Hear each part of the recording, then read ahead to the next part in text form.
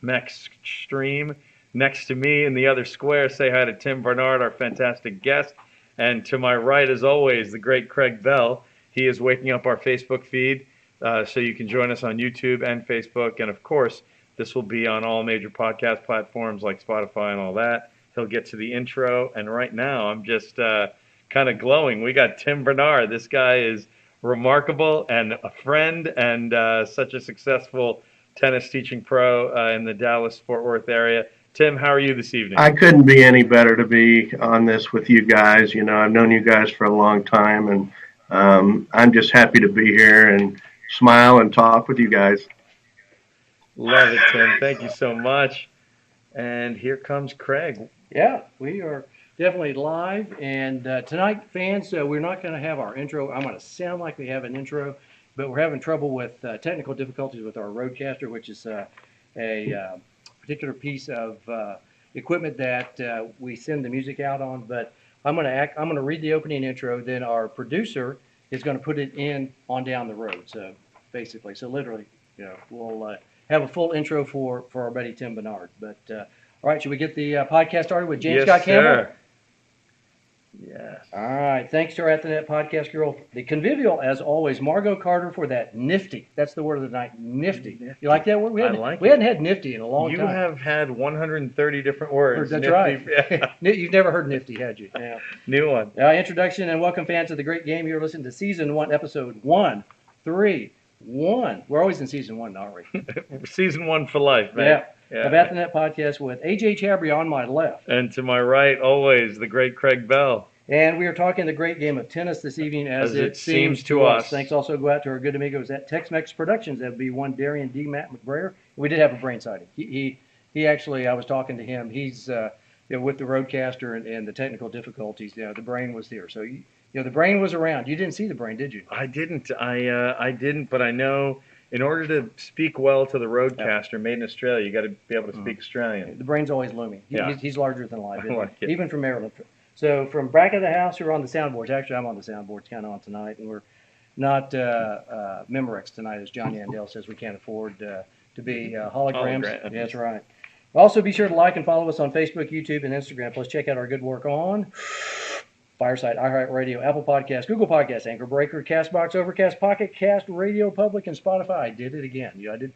Yeah, that's that big cleansing breath. Say it backwards now.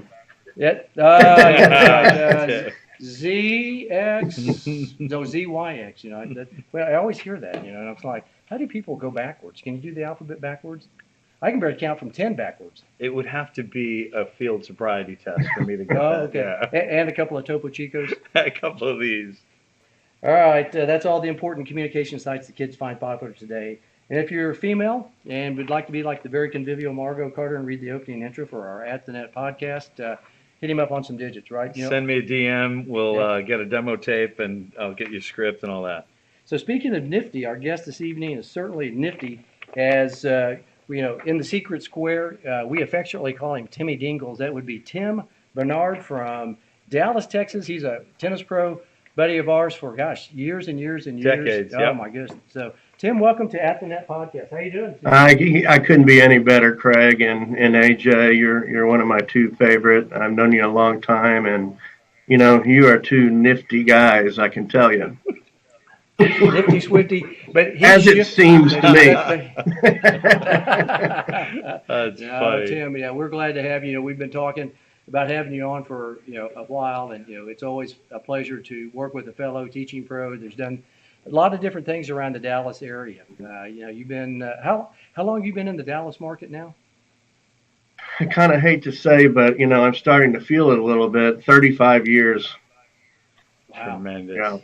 Yeah. You know where he's from? I bet you he watched the game today. Midwest. Yes. Missouri or Kansas? Kansas City, Missouri. The Chiefs, by the way. The Chiefs. There you go. They won, didn't they? They certainly did. Yes. Yeah. You reveled in that fact. Oh, absolutely. Absolutely. Were you a fan of the Chiefs back in the great Lynn Dawson days? I was. Otis Taylor, I played that in the street. I was one or the other, and so moved to Dallas, and when I guess I was 7 or 8 years old, but I've always been a Chief fan. Never really got into the Cowboys much. So I've kept that part of it with me, I should say. The one chief formation, I love football, and they have a picture of Len Dawson. He actually is talking to the huddle, and the front is leaned over, and the back guys are up, and so that's one of my favorite pictures. Of him. It's kind of like the Cowboys when they do the Landry formation, when the victory formation. The current Cowboys when they go to the knee, basically they give reverence to homage to the Dallas Cowboys for Landry and his offense, the way they move up and down. Mm-hmm. But Len Dawson and the Kansas City Chiefs had that famous formation that for years and years when he went up to the line, they were looking at him. He was looking straight ahead. Right. And the front was down, and then the back guys were up. Do you remember that? I do. Yeah, wow, that's so cool. I mean, that's so vintage. If you look it up, I have one of those pictures in my phone still at this day. So it just gives me goosebumps. I love that stuff. Well, what a great segue into the first set where we get to ask Tim how up in the Midwest and down here in Dallas in his early years did you get started, Tim, in the great game of tennis? Well, being from a baseball family, I was brought up playing baseball when I was 6 years old, and was actually a select baseball player my whole life up until I kind of met up with tennis a little bit. And it was just kind of by coincidence. I was walking by a tennis court in North Haven Park. I don't know if that's in Dallas. And I just happened to stumble upon watching a few people play, and there was a teaching pro there and giving a lesson. And I asked him a few questions. He said, "Hey, come on out here. I'd like for you to give it a try." And of course, being a baseball player, hit a few balls over the back fence. And so, but I thought it was nice because I actually got to hit more than one ball. Like, you don't get that opportunity in baseball. So I pretty much fell in love with it, hit up against the wall every day. Parents wanted me to play baseball, but they gave me that opportunity to play a little bit. I don't say that my dad was too happy about that one, but in any case, it's been a success. I gave up baseball in ninth grade to pursue tennis full time, and I wouldn't go back to doing it any different way. And so through that, I played a few years out at Brookhaven for a year. But mostly my learning in tennis came from watching TV and studying the strokes of Bjorn Borg, and he was my idol, and, McEnroe and all the famous greats. And so that's how I really got involved with tennis, because I love to watch them play. And to me, it was just exciting. And just to go out every day and play tennis and hit a million balls, it was just life, and it still is. It still is. Yeah. I am personally thankful that that very convivial, friendly teaching pro said, "Oh, this kid's asking me questions. Let me welcome him," rather than saying, "Hey, kid, I'll be done at 2:30. Let's talk then." Sure. He didn't. He immediately included you. Sure. And, I became a student of the game, and so I can't say I was great, but by, time I was 14, I was good enough to win the Dallas Open at the Fair Park in the automobile building. Right? Yeah. Wow. So that was actually the Cotton Bowl back then. So. Right. I was looking at at some of the cars, like the BMW Isetta and all these things that are hard to find in America. And this is at the Texas State Fair a few years ago. And under the rug, or where the rug ended, there were still tennis lines. And I can only imagine how fast that court would be if we tried to play on that now. Interesting. Yeah. Well, some of the courts around the area are still kind of like that, right? That's right. We are blessed with 1 million public courts in America, certainly Texas, and some of them have not been resurfaced lately, right? You got that correct. Yeah, that's right. So, Tim, the friendly teaching pro, and you bringing baseball skills, like you and I and Craig, we see sometimes somebody pick up tennis who came from another sport, and obviously it's a lot easier. What are some of those core things that you like to see when you welcome somebody, adult or junior, onto a tennis court? Because I know you're that guy too, convivial and welcoming.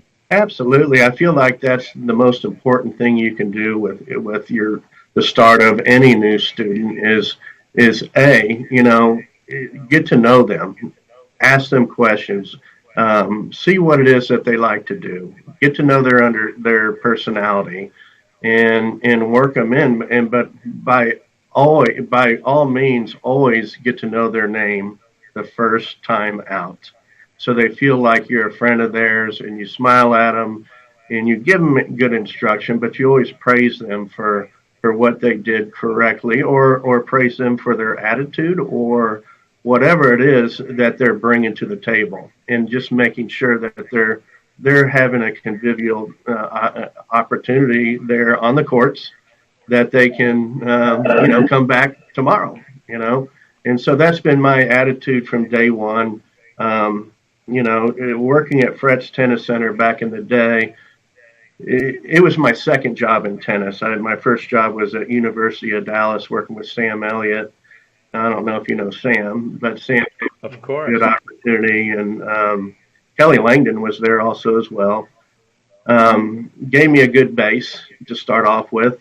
I wrote out my resume, ran it up to Fretz, and Babs Givens gave me a job on the spot. She said I had a lot of spunk and moxie, and so I was a little shy coming in, working against 11 different pros at that point.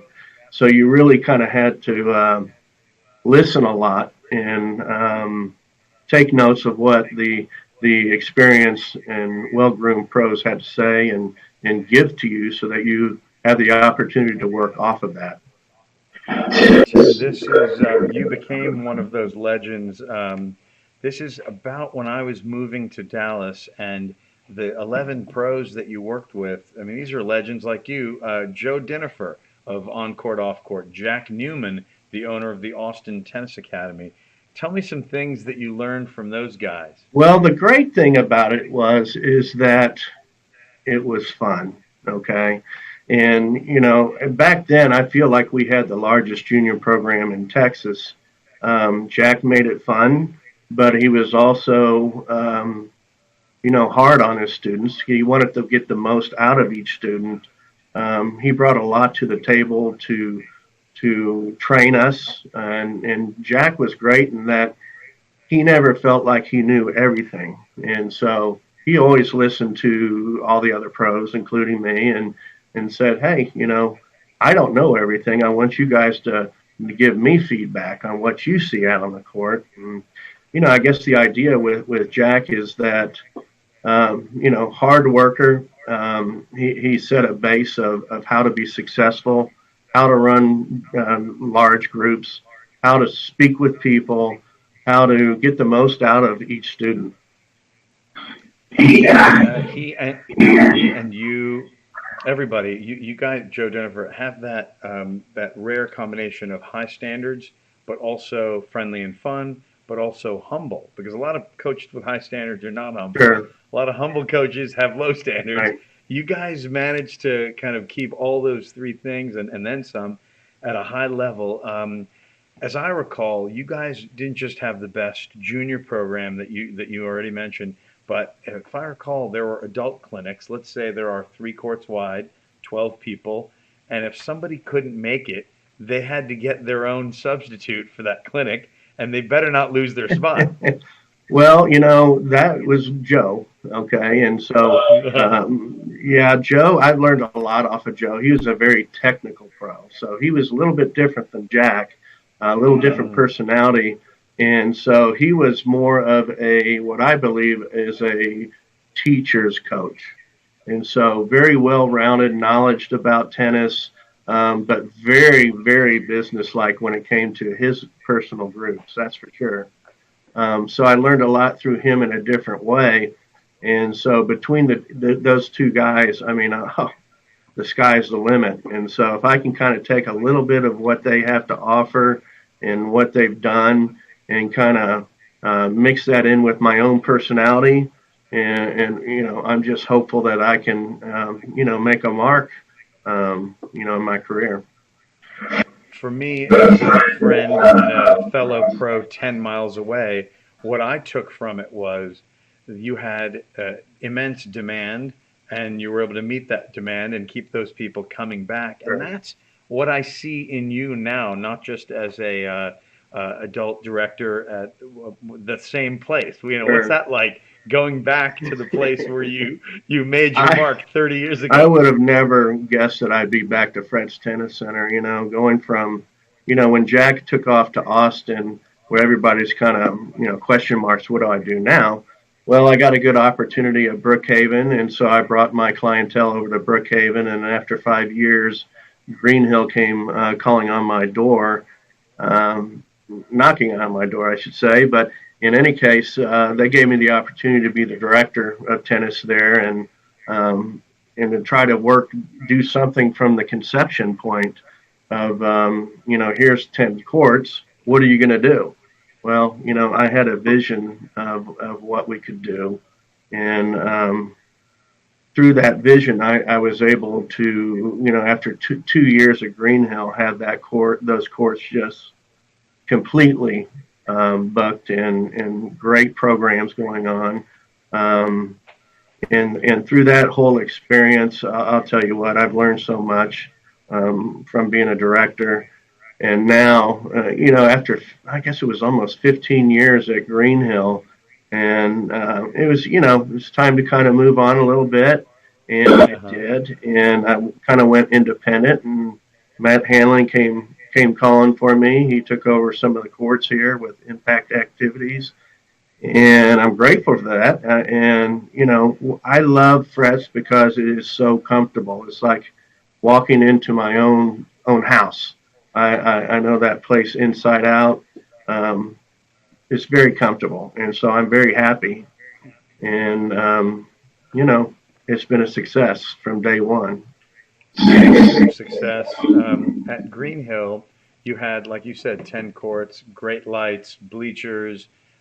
What did you do besides 10 Southwest Preparatory Conference titles? Is that correct? 9. But in any case, 9. I did have 3 runner-ups as well. So, it was a little bit of combination of everything. Okay. I could probably take credit for about half of them for being coaches, a good coach. But on the other hand, I had some good players as well. And so the combination went hand in hand. And we did, face some fierce competition with St. Mark's, always has great teams. ESD had great teams. Some of the Oklahoma schools were really, really good. So I'm grateful that I learned how to coach in that conference and how to make an impact and how to strategize and have the motivation and not only that, the passion to do it. And so with that opportunity, I've been very, very grateful, and I've missed that opportunity. But on the other hand, Jason Marshall came calling on and knocking on my door, said, "Hey, how would you like to come out to ESD?" And I said, "I'm there." So it's great. Colors right now, ESD Eagles, and I only wish my son was still there when you became a coach. Me there. too. Love it. Hey, you mentioned passion. Can you tell us a little bit about the culture around, not the high school team, but around it? For example, I played on a men's open team years back, and you were the director there. You were on another court, but I remember feeling like, gosh, they have clinics over there. They've got these 3 or 4 courts or whatever it was with my team against Green Hill or whatever it was. And you had music going on some clinic. You had kids over there. You had, I don't think it was red or orange ball, but you had juniors over there. You basically had 10 courts humming on a 95-degree Saturday afternoon. Tell us about the culture and how you built that. Well, nothing gets me more excited than having like a carnival event, convivial event, in which case, you got to bring that every day. And that's what I love. I don't want to go to work and not have fun, right? And so through that, I couldn't really play music at the country club. So I was in a place where I was the director and I could do the things that I wanted to do. And so I brought music to the table. People loved it. And I still do it to this day. And just also with the excitement when I see people smile and have a good time, it kind of it brings me up more too as well. So I don't know, maybe I'm having a better time than they are out on the and so And you're getting paid. You're getting paid for it. well, that's the greatest thing, you know. Yeah. So I'm having a great time, and I want everybody to have a great time. Um, you know, I always like to listen to people, whether they have a negative or a positive. I always take a listen to what they have to say, either about our program, and take it to heart. I can't please everybody, never have. Um, but at the same time, I want everybody to have a good experience with tennis so that they do come back. And there's not a better way to grow a program.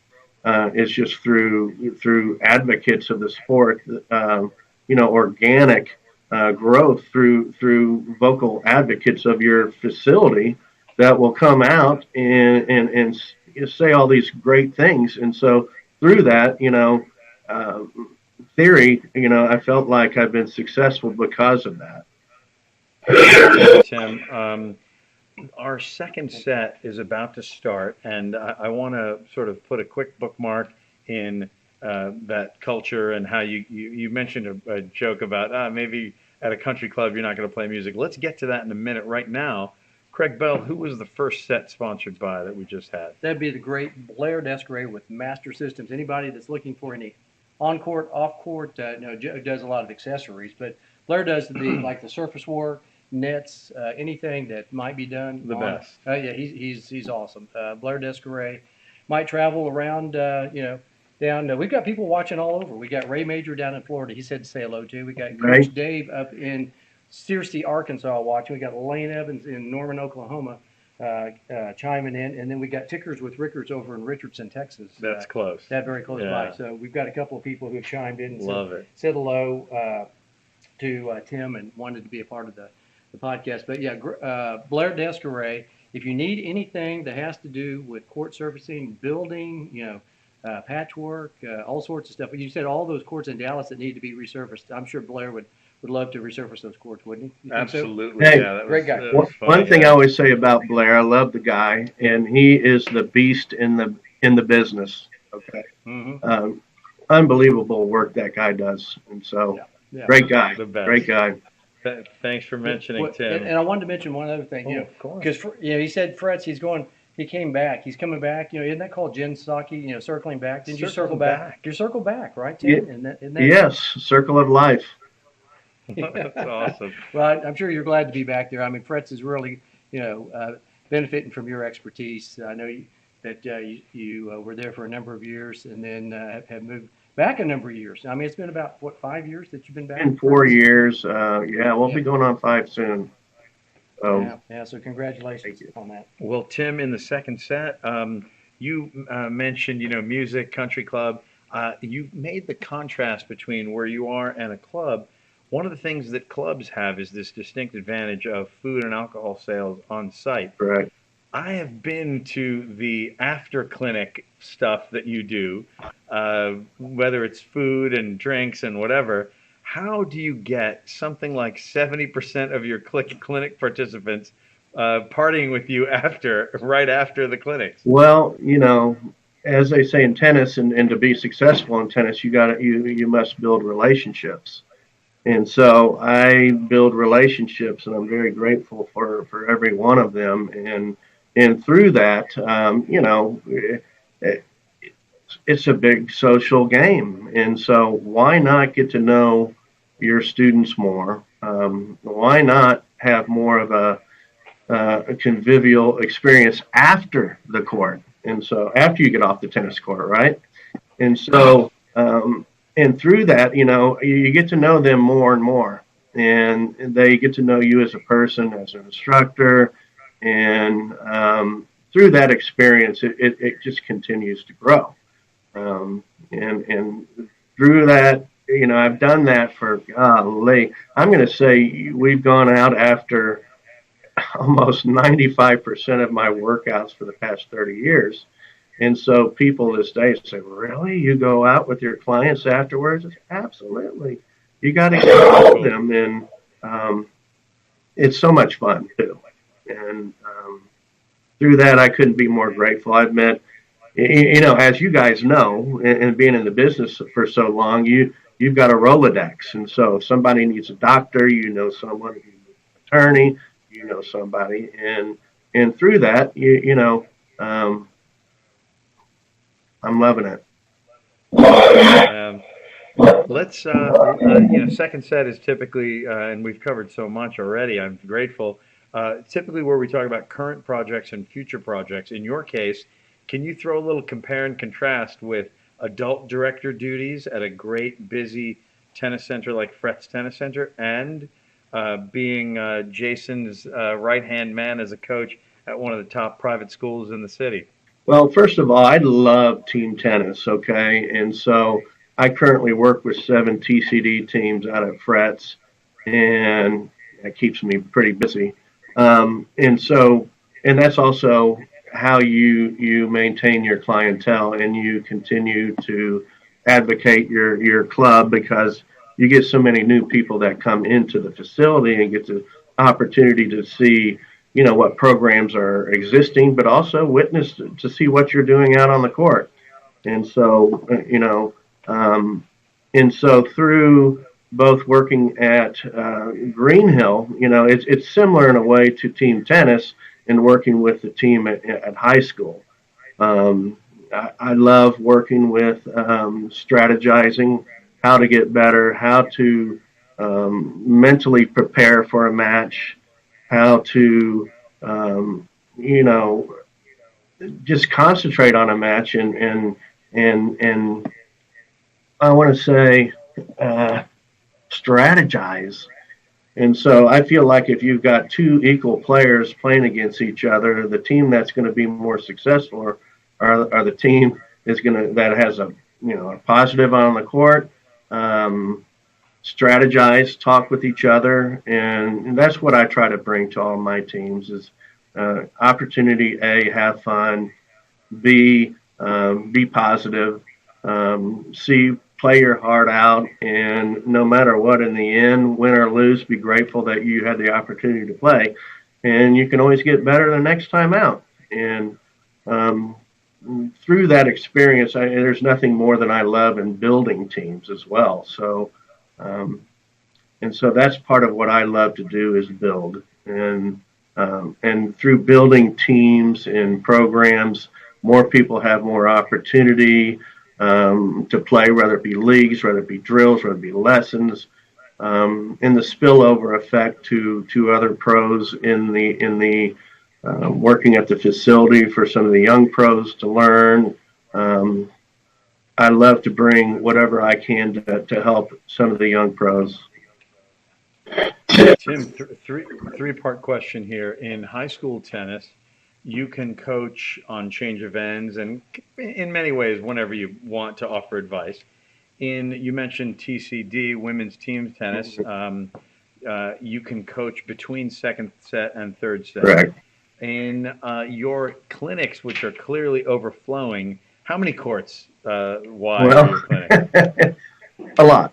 Okay, so when we get more lights at Fretz, we can continue to grow. But my buddy and assistant for many, many years, Mr. Jake Williams, has been at my side.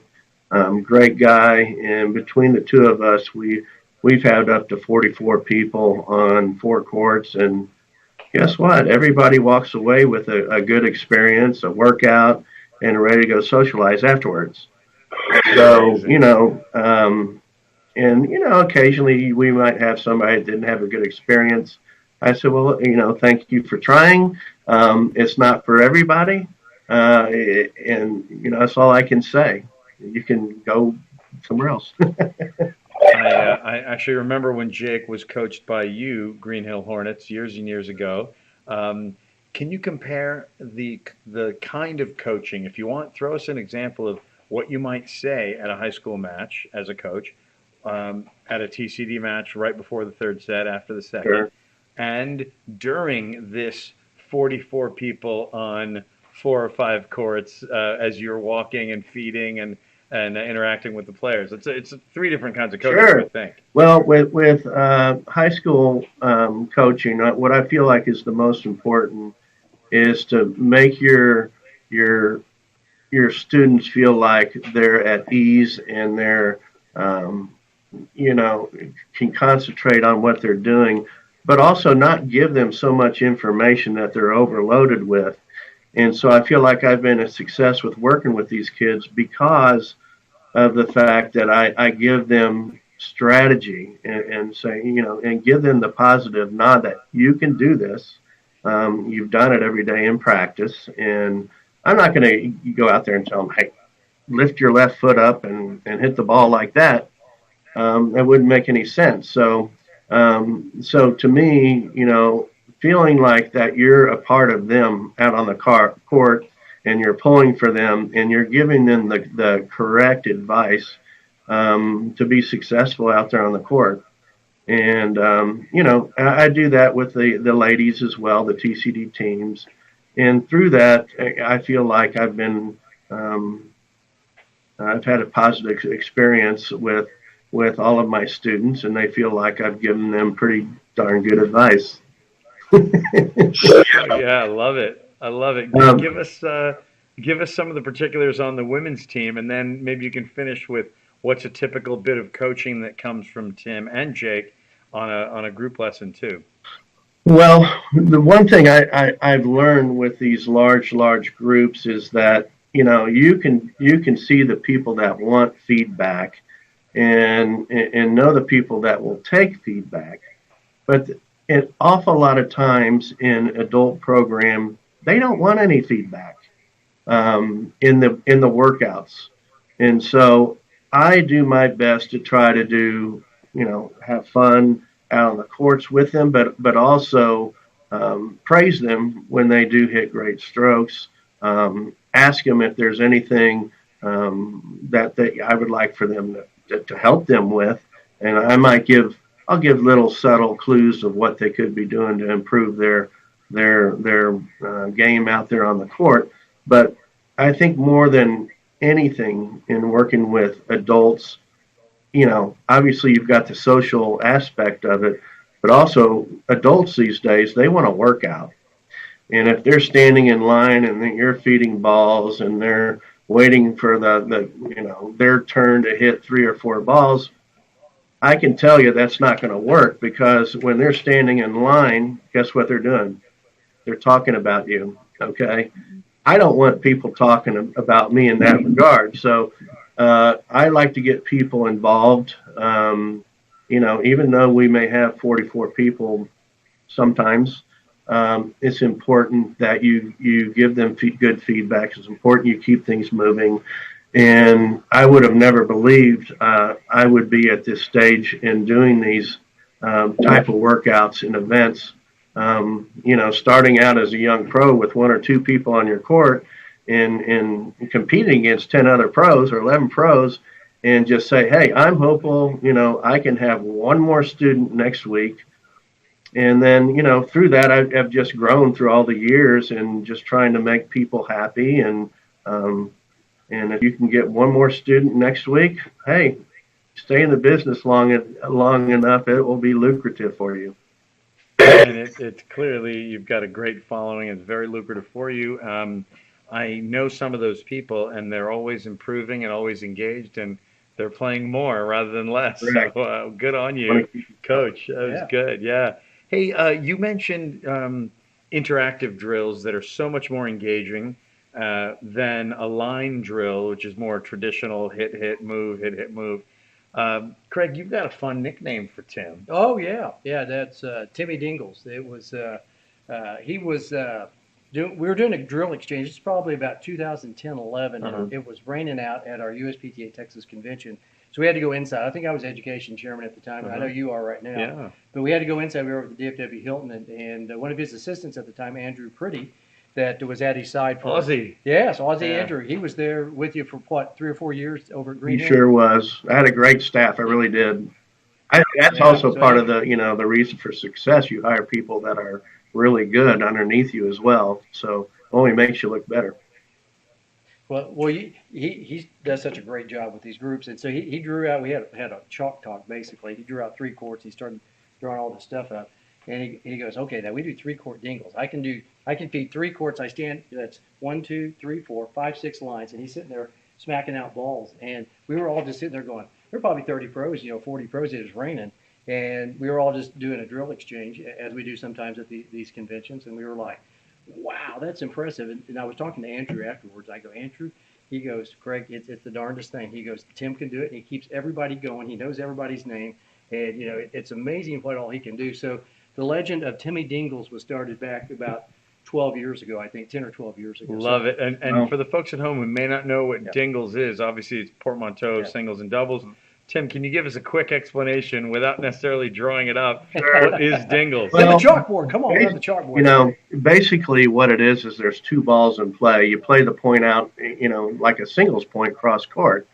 Okay, so you play out the point cross court against each other. There's, the king of the court on one side, but the challengers on the other. And so the goal there is to, as a challenger, is to win the singles point against your opponent cross court, and then the next ball that is in play becomes the doubles point.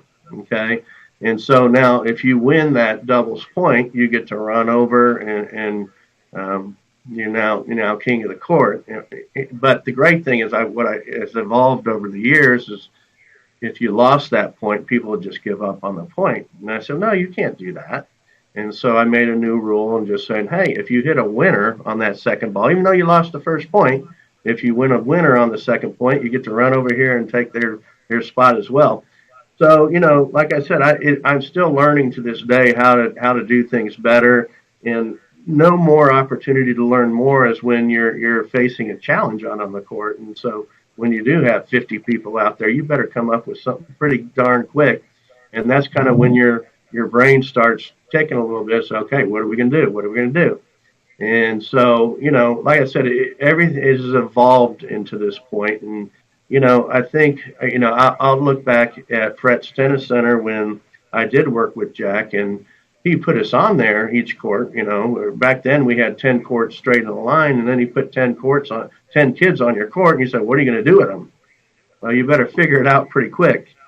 And so with that, I'm so grateful. I've been blessed with working with some of the best in this business. I mean, I can't tell you, I've got just great things about everybody that I've had an opportunity to learn and work with. And through that experience, I feel like, you come into your own. I can handle a lot of people out on the court, but it's not for everybody. And right now, yes, I've done three courts, and I still do from time to time. But I will tell you, after the years, my shoulders and talking to me, I should say.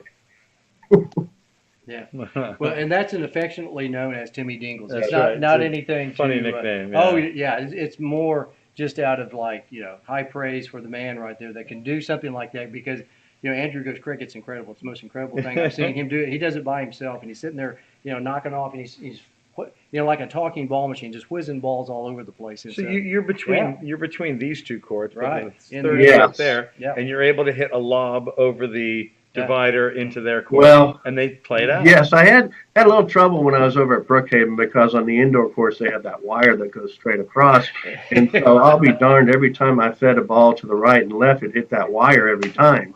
And so I learned to hit line drives then at that point. And so, it's taxing on you, but what greater opportunity to see everybody having fun, and just to think that wow, am I really doing this? Does this make any sense? But everybody said, wow, I don't believe that we just got a workout. And I said, So So does your racket, do you string it really low or do you string it tight for control? Do you have to Well, yeah, you know, what do you it's do? fairly low. Okay, I still like to play with synthetic gut. It's right. easier on my joints, and I've got lighter rackets these days, and um, that's what the lighter the racket, or the thicker I should say, the better for me at this point. And not like the days of doing it with a wooden racket or anything else. I've kind of graduated to an over 30 bracket, right? Yes, and I'm thinking from a teaching standpoint too. I use a big weed whopper too, about a 110, strung pretty loose, which I don't play with, but I can sit there and smack balls. Not as good as Timmy Dingles, but I can. I try to recreate some of that with two Absolutely. chords. I can only do two chords. I can do a pretty mean two chord, but three I, chords I don't know. I never it's, challenged it's, myself to three chords. yeah, well, let's just say you sweat a lot when you do it. So Yeah, yeah, good, it's, good for you, man. Yeah. Good. Hey, as we wind down Yeah. the second set, I do want to mention a sponsor. This one is Craig Bell. Do you want to mention Conga or Circula for this one? Go ahead. You can do conga. Well, Conga Sports, the first green tennis network. It's run by the man who writes, publishes, and edits Tennis Club Business. That is the great Rich Nair, and that's who's bringing us this second set. And as we wind down the second set, Tim, you got to tell us what the future holds, whether that's adult programming, junior programming. What do you see in the future, either your future or the future in tennis these days? sure. Well, as you guys know, there's a competitor to tennis these days, and if you haven't learned by now, by all the pinging that goes around the tennis courts, it's called pickleball. And so, but where do I see myself? Well, what's funny, when you're young and you're learning so much, the ultimate goal was to be director of tennis someday, correct? Mm-hmm. But I also said, well, I want to be on the beach, and I want a palm tree outside my window, and I want to be able to, live in nature, and where the ocean's right by us. And so that was always my goal, to be a director of tennis with a palm tree outside my window. Okay. And so I've been there, I've done that, I've been successful with it. I don't know that I want to kind of go back there, because I've managed, and I've managed well. And, but at this point, I'm, I found my niche in what I really, really love. And that is, my workout groups, my TCD ladies teams, high school tennis. I love it. Okay. And so I look at myself, well, where do I see myself go with this? And right now I'm complacent with what I'm doing. Starting to add new programs and new events at Fret. So we're having a Friday Night Lights mixer here this Friday night. And we're going to be adding not just round robin play, but other activities as well, and hoping that we can be successful with that. And just to continue to do what we're doing right now. I've looked at some business opportunities within tennis and pickleball, and I still have talks with people that would like to do something in addition to what I'm doing now, and that kind of is entertaining me a little bit. And so I always kind of like to keep my eye on the future of what I can do if I can't do this anymore. And my body does talk to me. My back, as you guys have been in the business so long. I've had back surgery. My shoulder's about to fall off. My knees are cracking every day, and so you do what you can, and I just see myself always affiliated with tennis to some degree, and that's the way it's going to be. Going, buddy. Well, let's head third set, CB. Ready to go? What do you got for the men? And first of all, let's say who it's sponsored by already. That'd be Circula. We're going a little out of order. I put Blair at first because he was at the top of the page. Yeah. Normally he sponsors third set, but we're going to go with the Circula app. That's the first app outlining and pushing everything of sports and entertainment together. Check out Circula on the App Store, right? Used to be based Yep. in the UK. Now they're Yep. completely worldwide, Yep. and it's an app, and that's spelled Cirqula.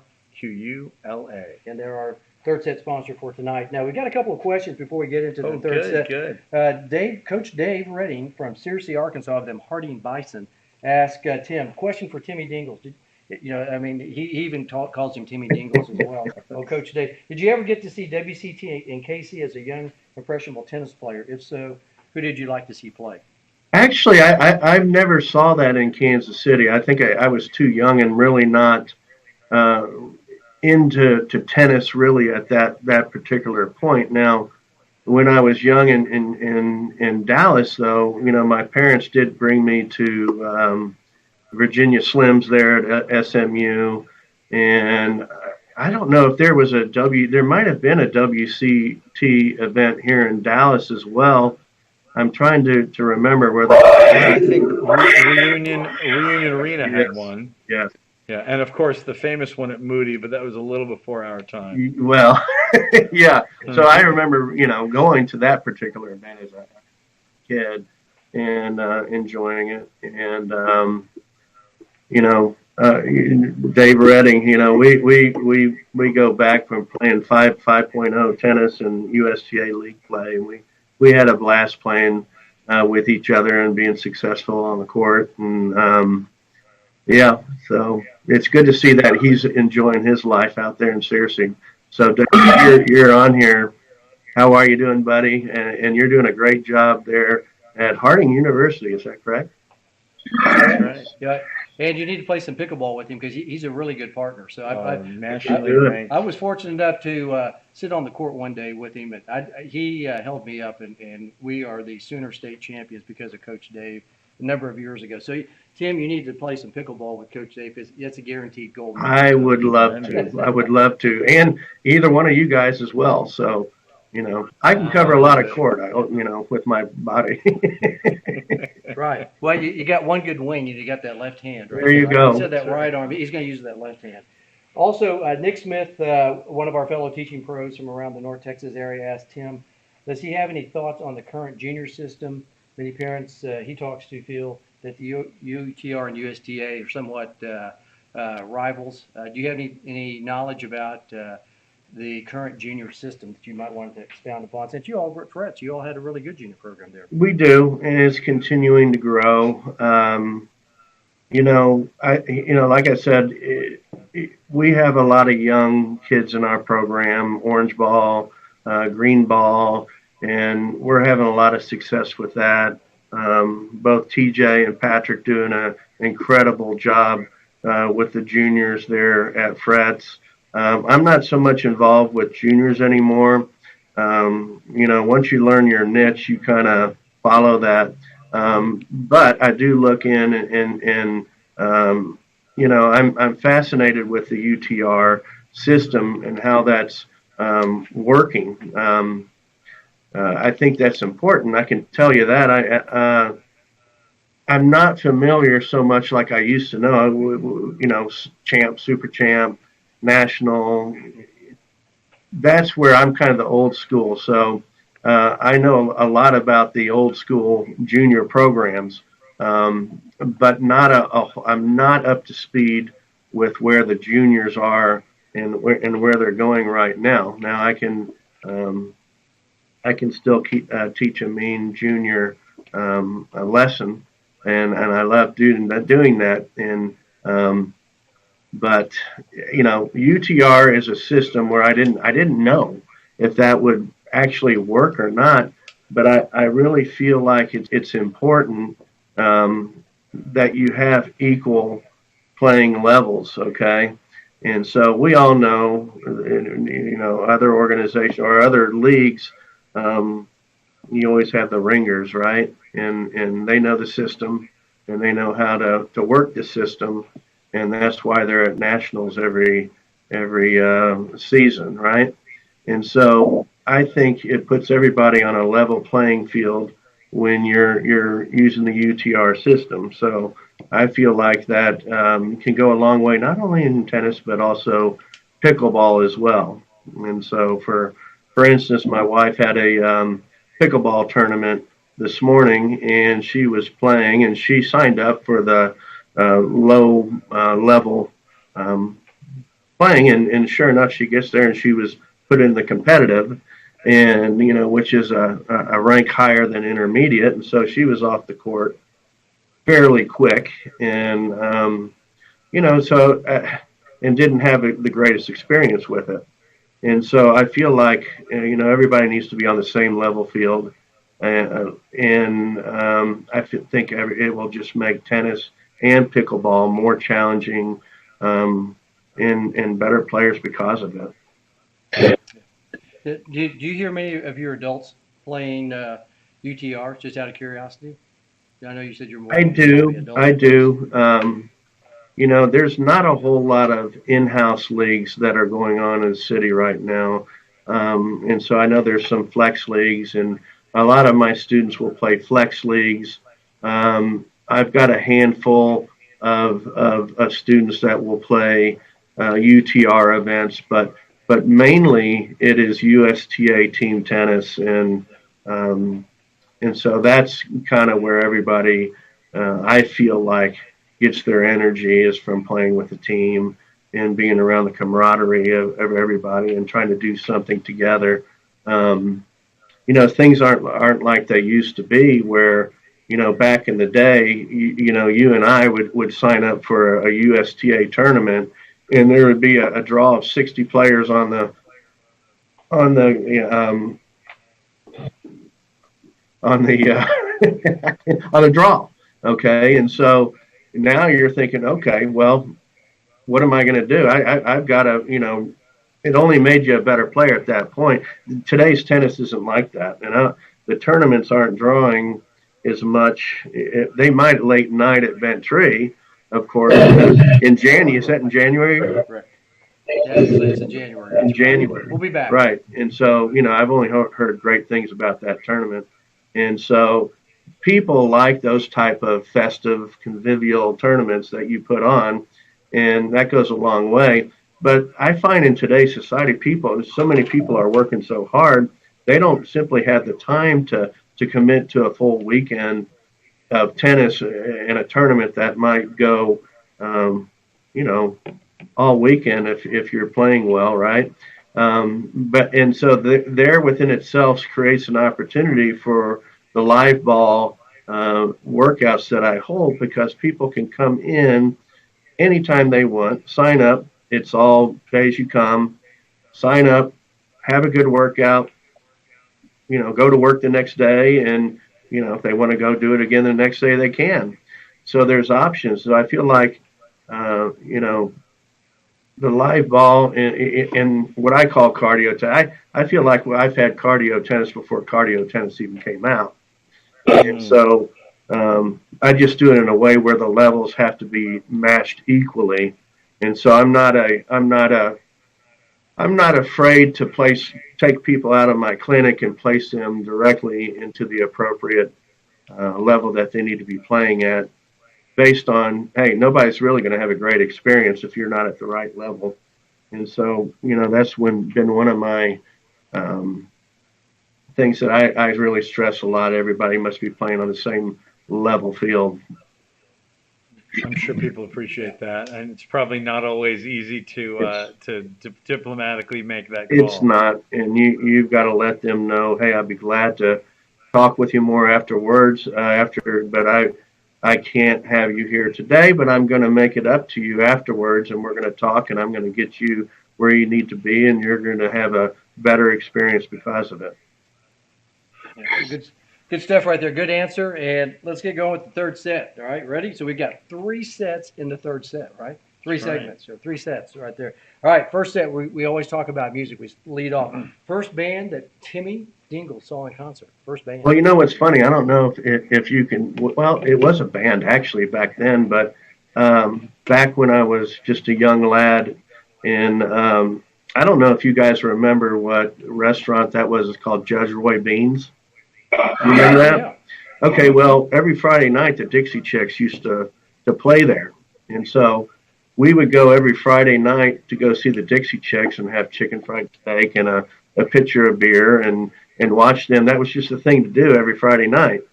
And so I would probably consider that my first concert because it was just a fun, festive, convivial atmosphere, right? And so that's what I'm all about, and that's what I kind of that's just my middle name. Convivial? Well, Convivial is your middle name. That's Both seven. of you. Seven. That's seven now. Is that- Eight, because you just said it. Yeah. Eight. There we go. Eight. that's There right. we go. And Yeah. so Both of you with the middle name Convivial. I love yeah, it. but I would say, with the Dixie Chicks, my second concert was probably, I don't know if you remember where Starplex used to be there Oh, yeah. Yeah. back in the day. I think it was the Judds. The Judds. The Judds. Wow. Yeah. That was. Yeah. You're. I guess then more of a country and western fan. Then it sounds like. Well, that was at the time. I'm actually a little bit of everything, so I like it all. So, So what's your favorite band? Do you have a favorite then? well, I can tell you my favorite band of all time is Electric Light Orchestra. ELO. That's your era, Ooh, CB. Yeah. Yeah. We were listening to a little ELO just a little while ago. Yeah, so that's my favorite band of all time. And, I like today's country western music. I like the old disco. I'll play on the chords for certain members that I have that day, and I'll play classic rock. We did a tribute to the drummer of the Rolling Stones that day, so we played Rolling Stones all day. And so, there's a lot of great music out there, and sometimes you got to play to the crowd. So I've got a pretty young crowd on some evenings, and I play a little bit of the millennial music. Yeah. DJ Tim. Yeah.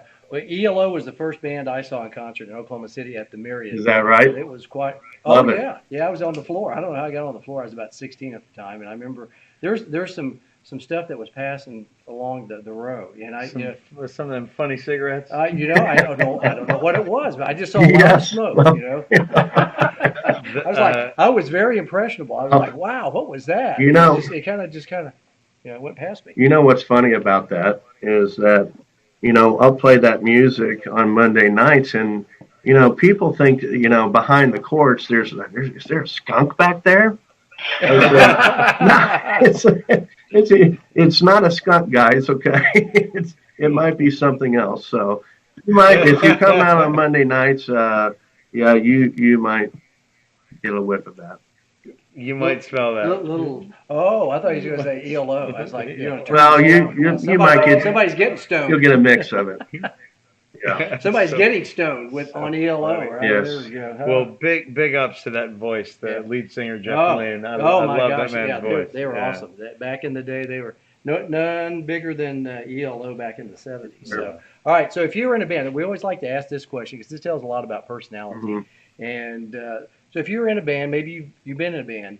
We'll find out here in a second. Would you be the lead singer, lead guitarist, bass player, piano player, maybe drummer, or glockenspiel player? Like I play the glockenspiel. Me and glockenspiel, by mind you. Yeah. At that. So, where does Timmy Dingle sit in the band? Well, I don't think I could be a lead singer, although I am every morning. I don't know if my wife appreciates that or not, but I am at home. But I don't think I could do it on stage. Let's put it that way. I've always wanted to play the drums, but at that particular time, my parents says no drums in this house, no drums in this house. But she did give me an opportunity to play the guitar a little bit, and so I think there was a little note that I learned from Led Zeppelin where it goes dum dum dum, or was that Led Zeppelin or is that Deep Purple? Deep Purple. Deep Purple. And Smoke so on the Water. yeah, so I learned to do that, and almost got electrocuted because I put it out on New Year's Eve on my parents' front porch, and we were playing it with an amplifier, and it started raining, and so it saw a big spark, and that was kind of the end of that. But in any case, I still love the drums. I would love to play the drums. I listen to my buddy Brad Bartlett. He plays the drums with a cover Rolling Stones band. So I like to go out when I can and see him play the drums, and I'm fascinated with the drums. Who's a mean drummer is this man Is right that here. right? He can hit the congos. What were you playing with, Eric? It's Yeah. cajon, and Yeah. and I have bongos at home. You have cojones. Yeah. Is what All you're right. saying? I may okay. have to visit, AJ. No, you gotta I've make seen it one night. this. You know our buddy Eric Carita, don't you? You know Eric, Big Eric. I don't know if I do or I not. mean, oh, you've seen him around. Carita was 20 something in the world Yeah. for a while, and Went to SMU. he was on the Prince poster when we were kids. Okay. And it was the Prince Boron racket, Yep. and here he is with the racket, Mhm. and he had the fastest serve, At the time. 149 Yeah. miles an hour. Wow. Bigger Big than serve. Roscoe Tanner. No Big kidding. sir. No Yeah. kidding. But he's a big guy. He's a big guy. But the point is, He's a massive man. He's a mountain of a man. He's 6'5", and he can sing. yeah, falsetto. Oh wow. You wouldn't think the guy sings falsetto, but Yep. he sings perfect pitch too, right? Perfect pitch, amazing guitarist, and ABBA, Bee Gees, Wow. or Led Zeppelin, like the high notes in certain Stone songs. Stevie Winwood. Oh, he sings Stevie Yeah, Winwood? yeah. Really? There was a Winwood Yeah. song on my way in today, Wow. right here on your radio. That's So it made me think of Eric. that's talented. I couldn't do that.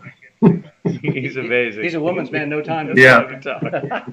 He's No, staying Eric is alive. awesome. I mean, you look at Eric, you're going, Such a that guy? Because I heard him sing one night, and I go, AJ, who's that? And he goes, that's Eric. And I'm like, Eric Carita? And he goes, It's our Yeah. buddy. That's our friend. yeah. And he plays guitar too, I believe, too. Yeah. Really good guitarist. Right. Yeah. So that's usually down Thursday night at Gia's, right? Gia. Oh, and I've been there. J-I-A. Were you there? I think you been, guys yeah. brought me there. I was with. We've hung out there, yeah. That's yeah, when but, and Jason was singing the Beatles that night. Jason That's Russell, right. yeah. Marshman? Yeah, Marshman has done Simon and Garfunkel and Beatles songs. Yeah. and I've got it on tape Wow. too. You Wow. did I it. did. He wasn't too happy about that. Awesome. So if you were a drummer in a band, who do you want to be hitting the skins like? Who are you hitting the skins? Oh, boy, Keeping time. I some of those bands, with Peter Frampton and just all that music, whether it be the what are some of the other bands? Little Pert? Yeah. Little Pert? Yeah, I'm not too familiar with names. Kind of like films. I'm not a name guy. At least in films, I am with tennis because that's important. Right. But as far as names are concerned, the Stones had a great drummer, Guns N' Roses, things like that. Yeah. That's you know who's also really good at drums is our buddy Mark Gonzalez. Mark Gonzalez is a really good drummer. I've seen him on the Skins a few times, and really outstanding musician. Really? He's our local Yonex rep. Yeah. Okay. And plays them. You know Mark, don't you? I don't know that I've met Mark since I've been with other companies in my dealings. I know he's around Frets. I haven't met him yet. Would love to. Yonex makes a great frame. Oh, delightful guy, and not just a musician, but great taste in not just rackets, but music. Particularly, late 70s, early 80s music. Is that right? He's the guy's an encyclopedia. We had lunch one day, and we're talking more music than tennis. It's crazy. He's a great guy. You'd love him. I mean, Mark, and then see Eric. We're gonna have to go see. Is Eric in town anytime soon? No, he's out of the country at the moment, but he'll be back, I'm sure, in 2-3 weeks. Okay, we'll have to go down and we'll take Timmy Dingles down Love to. Yeah, go back there and see what's going on. All right, let's go to the second set now of the third set. Second set of the third set, right? That's right. Okay, first paid gig. What was little Timmy doing? Were you throwing the Dallas Morning News or the Dallas Times Herald back in the day? Or? I did Times Herald with my brother for about a week until we couldn't get up in the morning, and my dad came yelling at us to get up, and that didn't last too long because my dad ended up doing the paper route for us. And so it wasn't a pleasant experience. I was a little bit younger than my brother, so I blame the responsibility on him, of course. But I did have another paper route with the morning news with a friend that we used to run them through an apartment complex in a shopping bag, and throw papers left and right, and on the weekends, and that was a lot of fun because you get to get out of the house at 3 a.m. in the morning and stare at about 5 massive bundles of newspapers, figuring out how in the world are you going to do this within a certain amount of time. So that was a good experience for me, and as well as working as a chef at a Mexican restaurant when I was 13. So Wow. Which one was the Ponchos? no, it was yeah. Back in the day. But no, there's a little restaurant off of Marsh Lane in Walnut. It was called Cantu's Restaurant. And that's where all the Dallas Cowboy players used to come. It was pretty famous for that. And, I started initially washing dishes, and 3 months later, I'm setup boy, and within 6 months, I'm the nacho boy, and then with a year, here I am rolling enchiladas and doing all the prep work, and I really kind of thought that's where my career was going to go. I've kind of managed to still continue with the making of food at home and enjoying that part of it, but I need to kind of lay off a little bit. But so that was a lot of fun, and I enjoyed that. And so by the time I was 16, I worked at a steak as a cook there at Dunston Steakhouse. Oh, Dunston, that's world famous. Old school. You walk in there and it's 1957 again. Oh, sure. The whole vibe. Yeah. So you have all these life experiences where eventually you figure out what it is that you want to do in your life and where you feel like you can make your mark and be successful and go to work every day. And so it really takes a lot as a young, at least for me. I really didn't know what I wanted to do. And getting out of college, I took a job working for Frito-Lay in sales, but yet I'm just scratching my head. There's got to be another way. And that's, I was playing a lot of competitive tennis and, within the Texas ranks of open singles, doubles. And so I was entwined with that. And I said, you know what, why don't I, working with Sam Elliott, and he said, oh, why don't you do this? And so I couldn't be more grateful. And I was actually my first lesson, and I owe this to, I wouldn't be here today if it wasn't for a golf pro, and his name was Robert Addington, a legend here in Dallas. He was a golf pro, but yet he was a national tennis player. So he taught me tennis and golf terms about the pitch and the yaw, and it was a little bit difficult for me to understand, but that's kind of where I learned the knowledge of technique and tactics, and I am so grateful for him in starting my career and giving me the positive influence that I could do this for a living. My dad didn't think I could do it for a living, because who in the world makes money doing what you do on a tennis court, Tim? So, but my dad gave me the work ethic, and my mom gave me the belief that I can do whatever it is I want to do to be successful. Did you ever work at Sam's Pizza Place? I remember Sam had a pizza place over on, let's see, what was that? Over, what was that? Coit, not Coit, but Campbell and about Central. I remember him having a facility, yes. And I don't know if it was pizza at that time. It might have been something else. Maybe it was just all American food. I guess it was at that point. And yeah, I do remember Sam doing that with his endeavors. I don't know where Sam is these days. I'd love to talk I don't to him. either.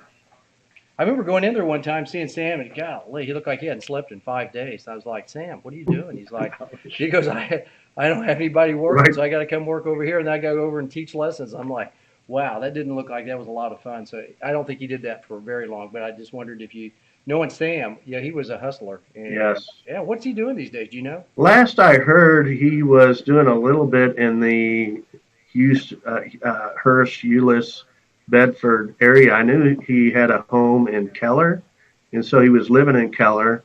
And I think he was doing tennis part-time at that point, but I I think he was intertwined with a family business also as well. And what that was, I mean, I thought it was, restaurants.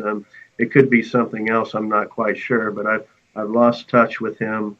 So I always look back and kind of say, where are all these guys these days? Kind of like, your college buddy that used to play in college, Craig, Jeff Robinson. He became a postman.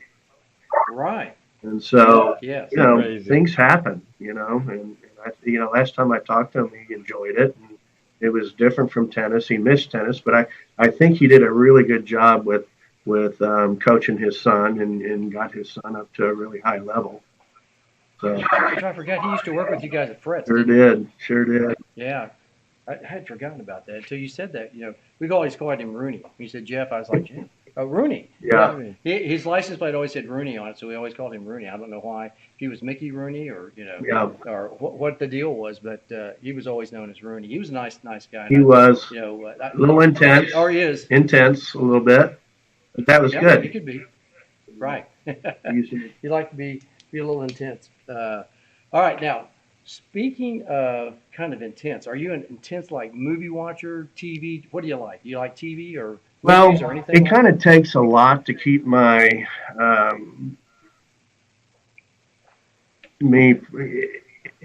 concentrate on something. If it kind of like reading a book. If it doesn't catch your attention within the first few pages, I close the book. And so we'll watch some of these series on Netflix, like Breaking Bad. That was wonderful. Love that. We got into Yellowstone. Love that.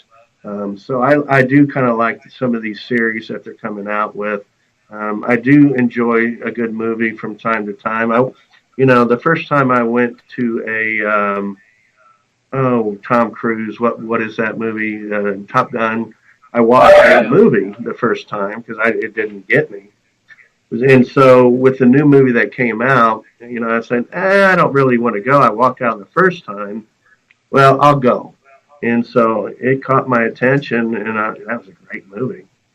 And so I like that. I like horror movies, but it's hard to get anybody to go with me. And so I'm now into drama.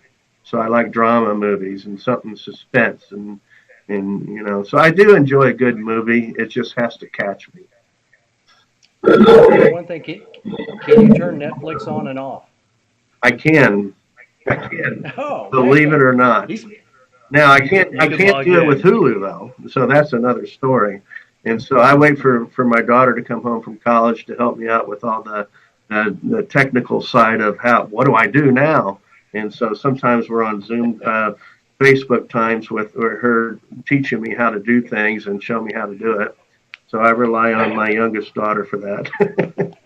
with the remote, yeah. I can't turn on Netflix. I hate to say it. So I would love to watch all these things, but I don't know how to turn on Netflix. So I default to whatever's on cable. On that.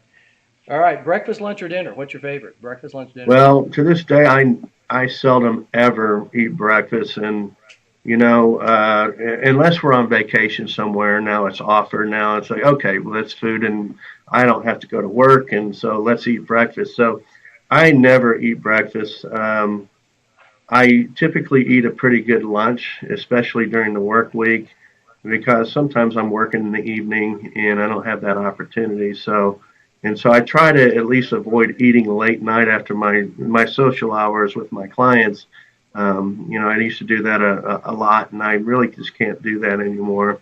And so when I was Slim Trim Tim, it used to be during the what they call fasting, how to stay in shape, where I would have a buffet during lunchtime, and then that was it for the rest of the day. And so if I can kind of get going towards that a little bit more these days, I think I'm going to be in a little bit better shape. So I'm going to say lunch.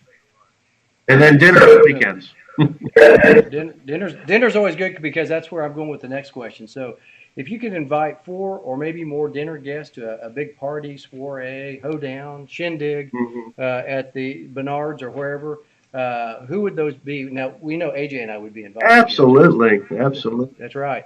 Well, what would you who would you think would be on the guest list? And it can be anybody, back from Adam and Eve all the way Sure. to, anybody, anybody sporting and, Literature, Golly. yeah, anything. Well, metaverse. I can say that that question can be two-part, but I'd probably say the first one would be with my mother. Okay, she passed about 4 months ago, so it would be with her. Yeah. And then I'll collect myself real quick. No. Yeah, please. That's always emotional. That a loved one like that. Mom and dad are always great. They mean a lot to. Obviously, they gave us life. So no. For sure. Mama Barnard. What's her name? Her name was Lynn. So Lynn. instrumental with where I'm here today, alongside my dad. And my dad's here today as well, and living well. And but she'd be first on my list because I miss her. Yeah. And then if we went tennis wise, obviously it would go back to Bjorn Borg and Andre Agassi.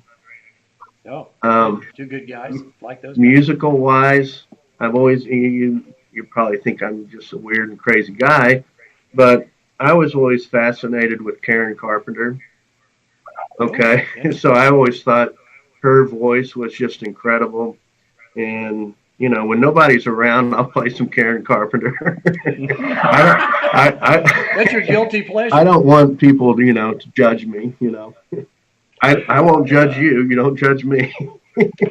We have not had Carpenters. Never had Karen Carpenter. I don't think we should on the even guest mention. This is gold, baby. Yeah, isn't it crazy? Yes. So Love the Carpenters. They were huge. Also Judds and Dixie Chicks. Yeah, We have not. nothing. This is Yeah, I a know. I'm unique- one of a unique kind. That's for man. sure. I'm the guy that Yeah. took the other road. Less followed. It's okay. The road less Right. followed. So anybody else? Karen Carpenter, Bjorn Borg, Andre Agassi, your mom, us. Anybody else you can think of? Literature. Well, Mr. Spock. I always thought it would be great to be there with God, because I'd really like to see him in person, have a lot of questions, and to me that would be really cool. You talk to him a lot, and so maybe if Jesus Christ was there, that would be an incredible dinner, or I should say supper. Right. Yeah. Right, no. What are we serving at this supper party? Well, I am a ribeye guy. I'm not a filet guy, so I'm a ribeye guy. So we might start off with a pretty thick ribeye, and probably 2.5 to 3 inches. Whoa, okay. Yeah, I can't eat it like I used to. Let's just put it that way. But to me, I get excited about that if I have. And it would be with sweet potato or some green vegetables and a big tall glass of red wine that goes with it, and so sitting around a fire, that's my life, and I love that, and I'll do that at least once a week. I got to ask this follow-up question. Did you ever overcook a steak at Dunstan's accidentally?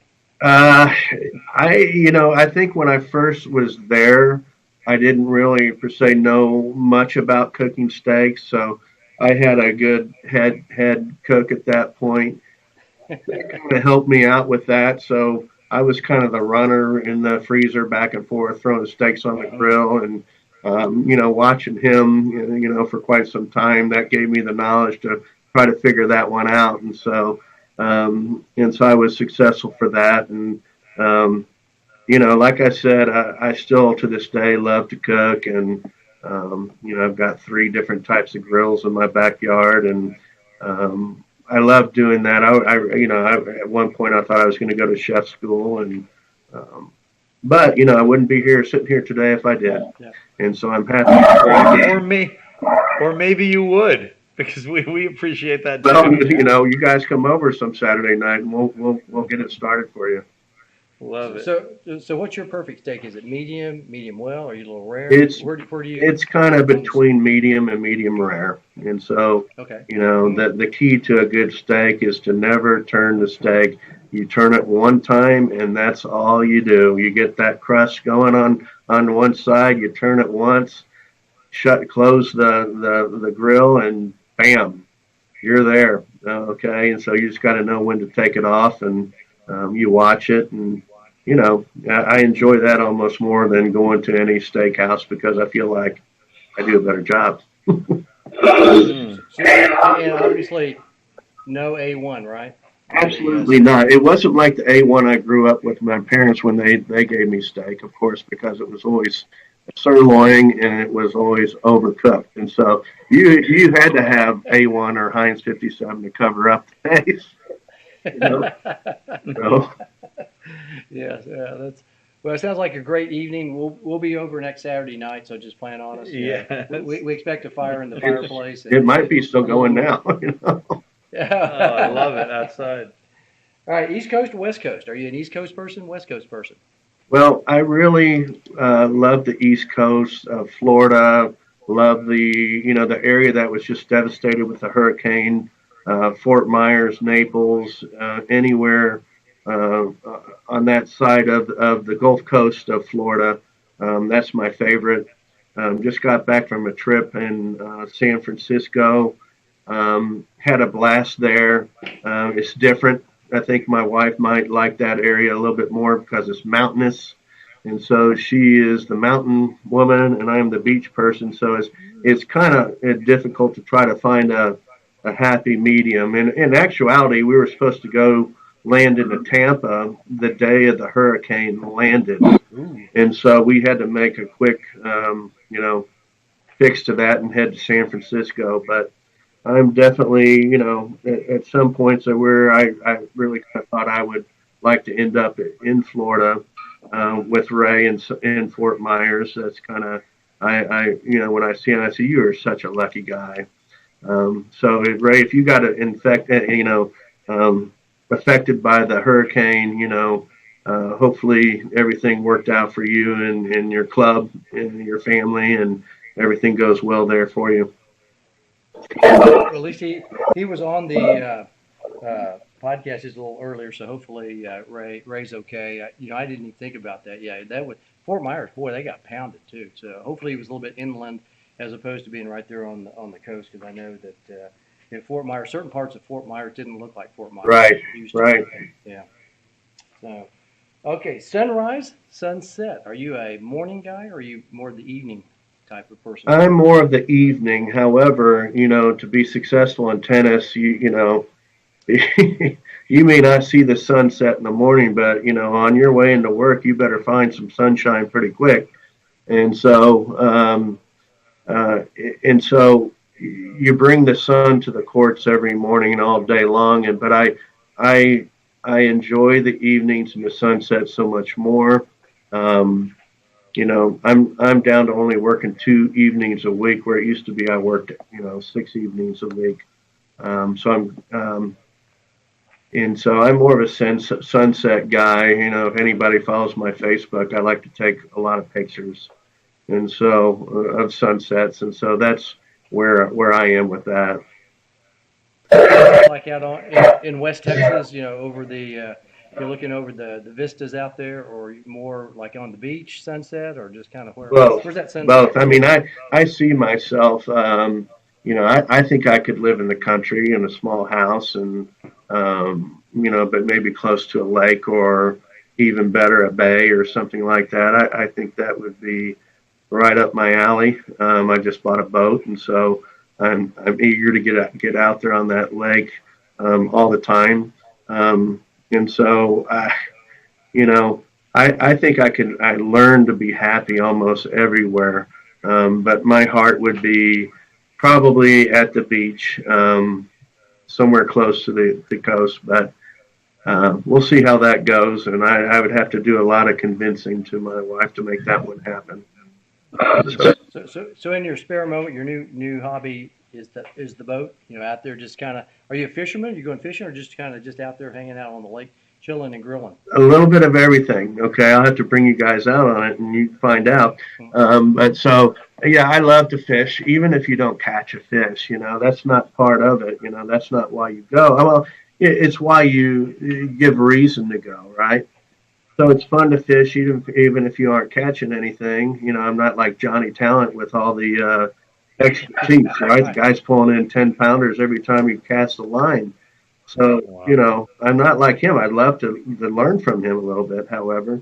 Um, and so, I just love the calmness of being out there on the water and playing the, um, the music out there on the water and just having a relaxing time. I think JT, did he do some professional fishing? I think he entered some tournaments and won. Talent, yeah, Yeah, Johnny Talent. That's yeah. right. He's a talented fisherman. I think so too, and yeah, I've heard he posts a lot about and you see the pictures of all these fish he caught, so that's pretty cool. But my main hobby is plants, and so I've got upwards to about 45 palm trees in my backyard that I grow from scratch. Some are like 14 feet tall, and they're called Madagascar palms. And so that's my main hobby, and that's what if I'm not on the tennis court, I'm doing something with my plants, and maybe that kind of goes back to where I want to be at the beach. And my whole backyard is tropical because that's where I'd like to be. And so I try to make that a little oasis in my backyard to make me feel like I'm close to the water. In your backyard, do you have some sand out there, by a pool or something like that with your palm trees? Not well, maybe next house, right? So we're Right. no sand yet. I've got a sandy fire pit, put it that way, but Yeah. no pool, and I'd like to get a pool. All the people say don't get a pool. So I've heard that about a boat too. true. Boats Well, I've had boats and pools. You rent well, yeah. I'm learning. Put it that way. I've already them. made a few repairs in the first 2 weeks that I purchased the boat, but that hasn't stopped me or slowed me down from wanting to get out there yet. Now, can you back the boat in pretty good? Are you good at that? Well, I've learned to be pretty good at backing the boat down into the water. And now I'm not great at loading the boat up quite yet. So I have a good buddy that I go with, and he helps me with that area. And but I'm learning more and more every day. There's a lot to learn. There really is. Just maneuvering the boat onto the trailer. Right now I don't have a landing spot. I like to find a landing spot at a good lake where I can just dock it. So maybe that's in the near future. I'm hoping. Yeah. So My in-laws are boaters, and I was always impressed with my father-in-law. Man, he could back the boat into their house in the driveway, and it was a sharp left turn. And I'm like, and he had like 2 inches on either side. Wow. I mean, it was unbelievable. It was impressive. That's why when you said you had a boat, I was wondering, going, okay, he's got to get on a trailer. He has to slip somewhere. it takes me probably about an hour to do that, and so no, to load the boat on the trailer. So it does take me some time, and hopefully I'll cut that down. Soon. I'm not great at putting them in tight little slips like that. I don't think I ever will be. The boats are cool. I think that's a lot of fun to be out there on the lake. Nothing better than going out there at sunset. Just kind of probably having a glass of wine. Probably got your little grill out there on the boat, and then Right. cooking you a steak. Right. That's right. That's where it's at. All right. Third set. Let's go to the third set of the third set. All right. Let's bring it back to tennis here. We're heading to the home stretch now. Okay.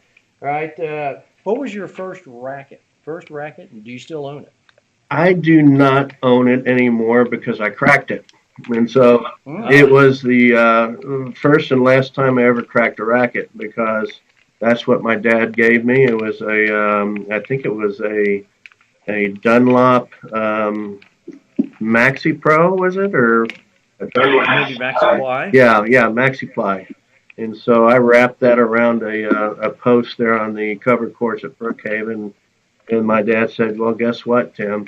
That was your last racket that you're ever going to have. However, here's a junior racket. It was a blue head aluminum junior racket. And so that was the racket that he gave me. It was also warped. And so I don't know if, yeah, he taught me a big lesson. However, I learned how to play pretty good tennis with that aluminum racket. I bet. So, and so you had to do what you can do until you learned a few life lessons there, and I did. And uh, never cracked racket ever again, once ever.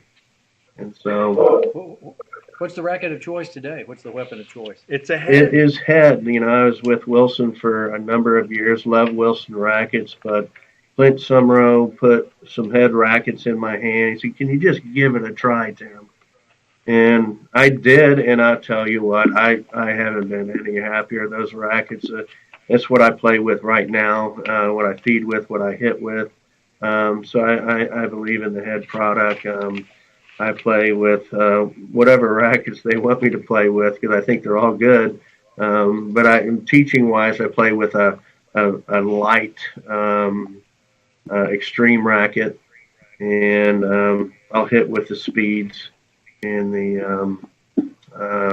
mainly the speed rackets. But everybody makes a good racket these days. And so very competitive market. But I'm happy with head right now, and Mr. Kruger that came on board, and he's doing a good job with head, and I'm happy. We have a question from the fandom here. One, Susan Griffith asked, what's Tim's favorite team to coach? That's loaded. Yeah, Oh she's just boy, kidding. was that the same Just team that kidding. Allison? That Bradley. Well, yeah. We must be out to. Let me. I'll go to lunch first and think about that one. No, but that's the name of her team. It's just for lunch, and I'll tell you what, they have a blast. One of my favorite teams. Of course, they're all my favorite teams, right? Of course. And so Right. they have a great group of ladies. They like to have a good time. They all went to the fair together last week. I love working with them. They're a blast. They're very convivial on the court, and I like that aspect of it. And so together, I think it works, and they're very, very fun to work with. She's so funny. She said, "Just kidding. I know he'll never tell." But They're all my favorite. Fun question. Well handled, buddy. Yeah.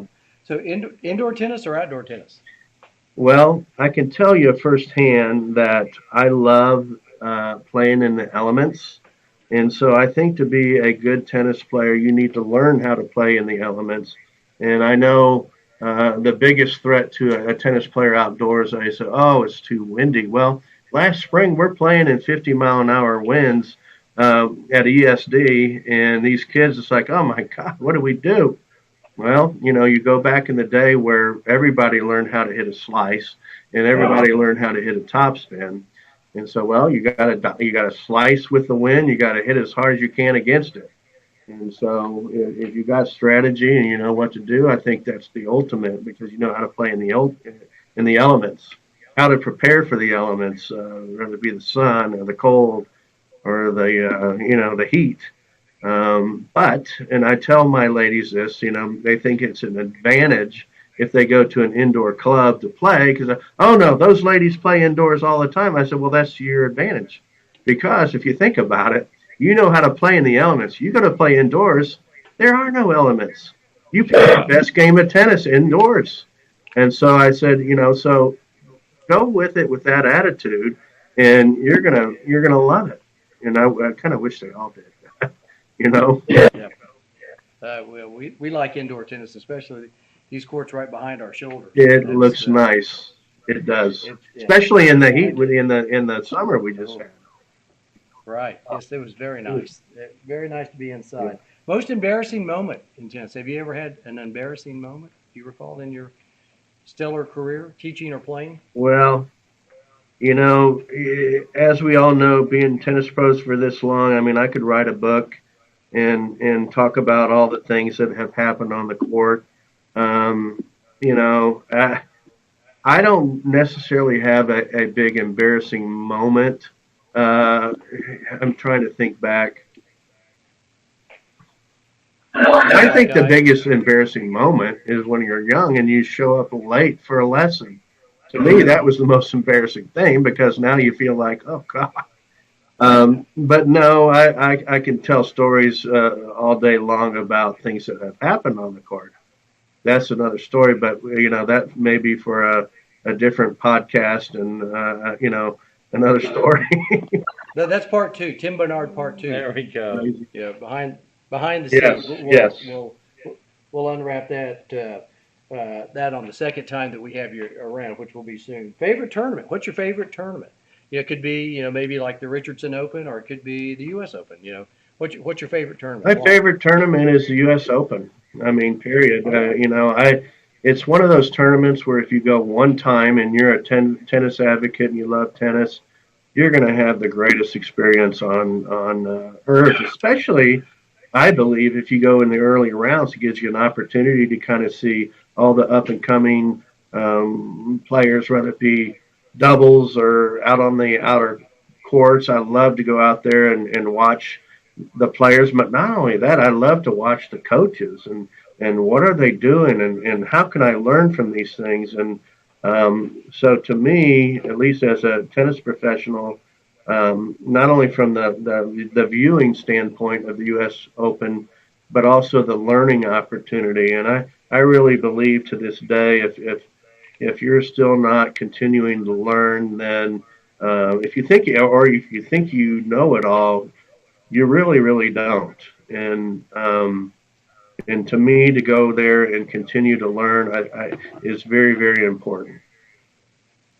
Plus, I get to see some of my old, students, like Dave Licker. Yep. You look at how great he is as a coach.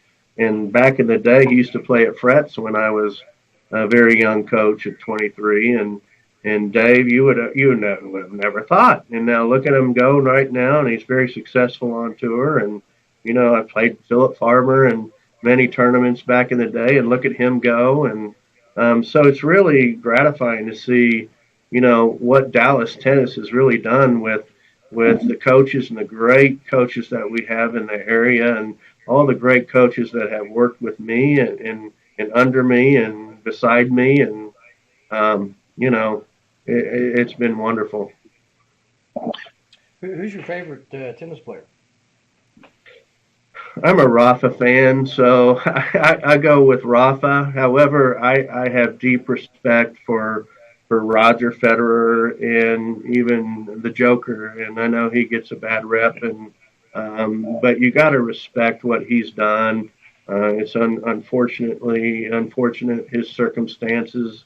I wish they were different for him. I really do, and I feel for the guy. And hopefully, if he was meant to be the GOAT, then he'll be there. But I still see Rafa winning one more major at the French. I'm hopeful of, and he'll retire and maybe go live on his yacht full time. Rafa, what do you think about Tim? Well, Tim Barnard, no, There you I'm go. going to work hard. I'm going to make your wish come true, and maybe we get a place on the beach with the palm trees. No, we're going to do it together. Would you like to go play Dingles with Tim? I got to try Dingles, no? It's going to be a lot of fun, no? We should do it. Remember Craig back in the day, and AJ, I don't know if you guys remember this. Remember we used to have a pro league in Dallas? Yes, Oh, yeah. playing, yeah.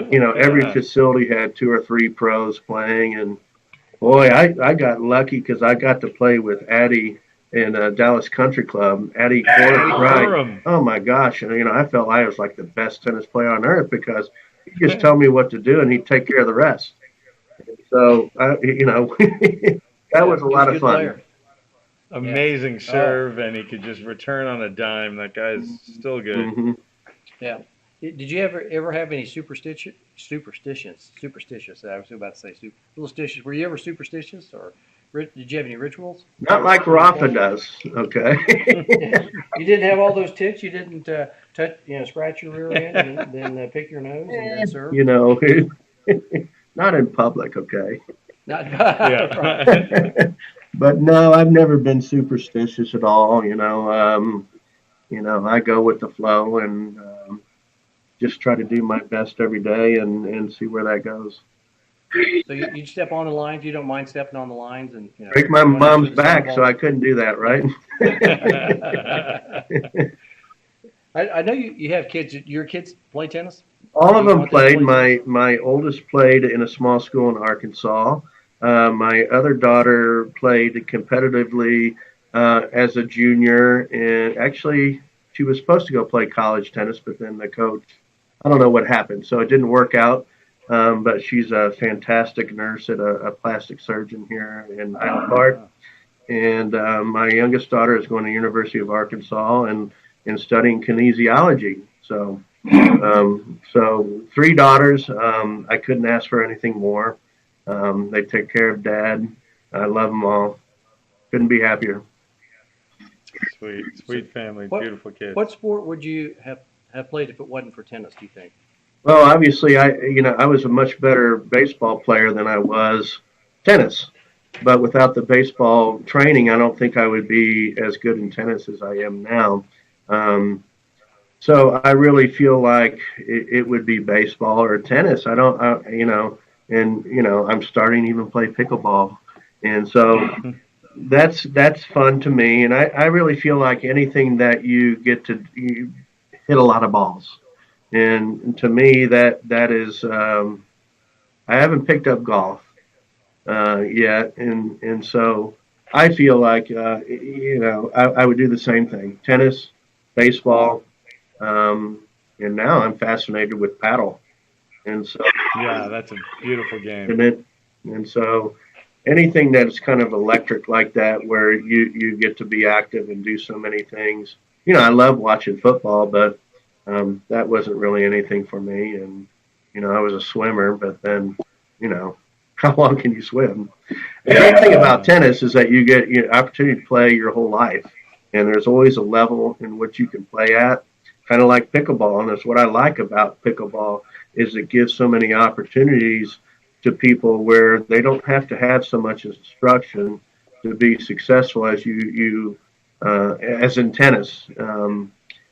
So I think that's why pickleball is a growing sport here in America because the average person can pick up a paddle, learn the rules of the game and go after it. And so, with that, it's similar to tennis. I believe that it used to be that way in the '70s in tennis, where you go out there and to a public court and you put your racket on the side fence and you wait your turn to go play um, and it's fast moving. You get to play and get it on and off on the court within an hour, and socialize. And so that's the biggest part of it is learning how to socialize. And I feel like it's fantastic for the young generation right now who like to sit on the phone and do Instagram all day. That there's actually a sport out there that they're learning how to socialize with each other now, and so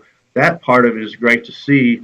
The interaction of younger people coming to the court and learning how to socialize with older people, and I feel like that's been an important. And so pickleball has taken over that role, and I think it's fantastic for the growth of the young people who grew up not learning how to socialize because they've been on their phone all day long. And so That's him. TikTok. He also does TikTok there too. He's a we TikToker. go. He's a big making videos No. all over the place. Yeah. One day when I'm a cute 24-year-old girl, You might I might get a venture TikTok, over. but Oh, until okay. then, no. Okay. Yeah, so and that's why I feel like to be successful and to keep tennis, thriving, in which I'm an advocate of doing. It's important for me to go out there and have a convivial atmosphere every day that I'm able to do that, and I want people to have that experience. And I to me. Uh, I love nothing more to see people walk off the court happy, and I want to try to keep it that way as long as I can do that. Yeah. Conviviality is most important in the world of sports. And speaking of which, all right, if you wouldn't have been involved in sports, we're rounding the corner here. We've got a last couple of questions here. If you wouldn't have been involved in sports, what would you think you'd be doing right now? well, I'd probably be a cook. I think I'd be a chef somewhere, but it would be, a high dollar in New York City, and it would be looking down, at the map of New York City. I mean, that would be cool to me, is to be a big time chef, and just because that's another one of my passions. Or, down the road, I said, hey, if we get a few acres, maybe I'll buy my own greenhouse, and I'll learn how to cultivate all these different plants, and go that road. So I've got a few different passions that I really love to do, and down the road, as I grow older, which is like every day, I start to look at some of those different avenues. So like chef wise, who's kind of your favorite? Like Guy Fieri? Do you watch Diners, Drive-ins, and Dives? Which I do. Bobby I watch a Flay. lot of those. Who could Yeah, beat Bobby Flay, right? Emeril Lagasse, bam! Yeah, Right yeah, there. yeah. Who's your favorite chef? Well, it used to Love to be, know. I forget his name. He was a Creole chef, and every time, and by the time he finished all of his cuisine, he was drinking a big glass of Chardonnay, and he said, I guarantee that you're going to love this. I forget his name. Justin Wilson. That's Justin Was Wilson. it? That's him I got on I from guarantee. Louisiana. Yeah. Louisiana. Yeah. The guy that wore overalls. Yeah. So, and my daughters like to watch all those cooking shows. And so I watch Bobby Flay. I like diners, and, what is his name? Guy. Yes. Yeah, Guy Fieri. Yeah. So I watch Diners, that. Drive-ins, I and like, Dives. Yeah. I like the food truck industry. All that stuff is, keeps me entertained. Yeah, no, I like watching those shows too. I get a kick out of it. I actually have gone to a few of those places Have you? that Fieri recommended. I don't know about you all, but yeah, I like to try them out and see if they're as good as what Yeah, they there was say. one in Minnesota when I was there that he was a sponsor of. I forget what it's called, Hellfire or something, or Hell's Kitchen, maybe. Yeah, But yeah, that was good. was it good? It Yeah. was. So- All right, last question before we let you go. We've taken almost 2 hours of No your time. problem. We always like to end with this. We can keep going if you'd like. Oh, sure. No, we Oh, can keep check. going. I've got another page of questions. These are page 2 Uh-oh. questions. The Uh-oh. fourth segment of the Fourth third segment. set. Yeah, so yeah, we can go deep. We've gone 4 hours Uh-oh. before. But this is really a good question. We think that it's a good showstopper. The if you could wave the magic wand, you are the commissioner of the great game of tennis. Is there any change or changes that you would make that you would like to see maybe enacted that the great Tim Barnard might be able to influence, or you just like it the way it is? And it could be amateur, it could be college, it could be professional, any part of tennis. Hmm. It could be teaching tennis. Is there something that you could think of, or maybe might think of, or you just go, it's fine the way it is? Well, put it this way, I can appreciate where tennis is at and how it's evolved, and you try to look at ways that you can improve, and try to gather more of a crowd, and get people more interested in tennis. I would be an advocate of allowing coaching on the court.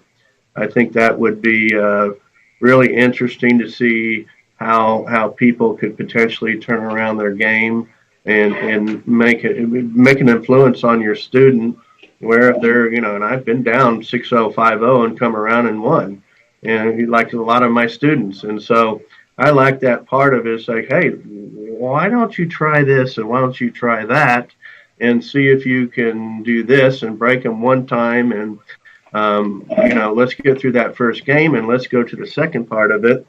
And I think you would see some pretty interesting matches if there was coaching more involved, more intensive coaching during the match play. Obviously the matches tend to go on. Look at last major tournament with Rafa, and the matches are 5 hours long, where I think the average person might tune it off after an hour or two. Now, you and I and Craig, we can appreciate that, and we can watch through the 5 hours. Always. You know what I mean? But I think if Right. there was coaching involved, and maybe found a way to maybe I don't know. These guys are in such good shape. I really don't know how in the world they can go for 5 hours at that level. So I feel like tennis players are the greatest athletes on earth. There's no doubt about it in my mind. Um, so I would say coaching number one, and then maybe try to make it a little bit more electric, where there's a little bit more music involved, because obviously I like that part of it. Obviously, I'm not I don't like the heckling part of it, and so there's I don't know how you can have the best of both worlds. And so I just feel like right now maybe the next step is allowing coaching and um, take it from there. Answer. It's starting to happen, and I must say, Craig is so Yeah. progressive and forward thinking. I've come around a little bit. Selfishly, I want to hear the coaching, and I love how engaging that is. Yeah, But as a former player and as a coach, I'm like, gosh, it's one of the few sports where they've got to problem solve on their own. So I've come around from that into Craig's great idea, which is if somebody doesn't have a coach, they can get a local one, and Sure. that local one Mhm. can try her or his butt off to make an impact and make a difference. And for for sure. me, that's And entertaining. see, That's as good as those cooking yeah, and shows, so maybe that's more. why I love the high school coaching so much, because you are able to influence your players in a positive way to motivate them, every other game to get out there and have a positive effect on their game and their life. And so through that, there's nothing more than I love. So if coaching were involved a little bit more, wow, I think you're going to see a different brand of tennis. And especially like you look at Nick Kyrgios. Well, he needs a coach on court to try to get mentally tough. Like the great Bob Neff that used to be here in the Dallas area. He does a great job. And I've trained with Bob, and he taught me a lot about mental toughness and training, and I learned a lot through him.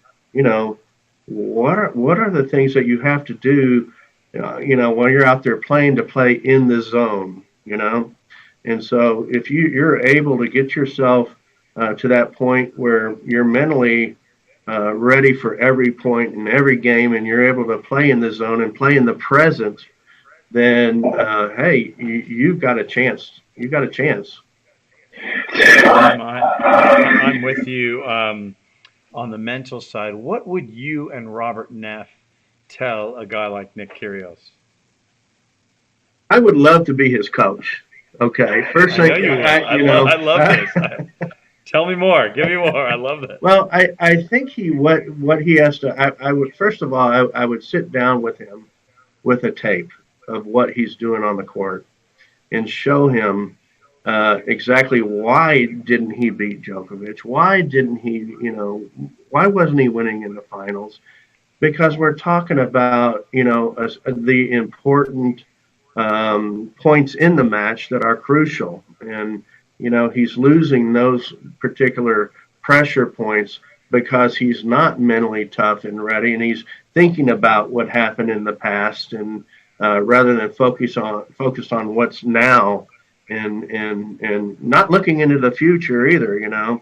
There's a lot of players that think, okay, I'm winning, but so no big deal. I'm going to continue. I'm going to win this match. Well, no, you're not.